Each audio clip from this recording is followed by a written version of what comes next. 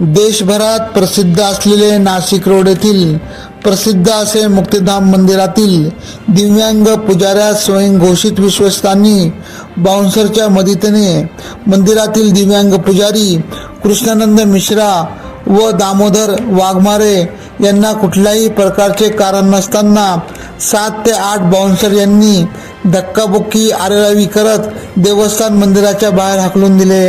याबाबत कृष्णानंद मिश्रा व दामोदर वाघमारे यांनी उपनगर पोलीस ठाण्यात फौजदारी गुन्हा दाखल करण्याची मागणी केली आहे। हा प्रकार 20 मार्च रोजी सकाळी 6:15 ते 6:30 दरम्यान घडला।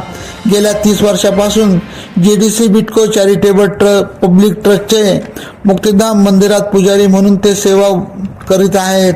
तसेच मंदिरात यायचे नाही, बाहेर जायचे नाही तर तुला पाहून घेऊ अशी धमकी देण्यात आली। AKP न्यूज साठी ब्युरो चीफ अनवर खान पठाण, नाशिक।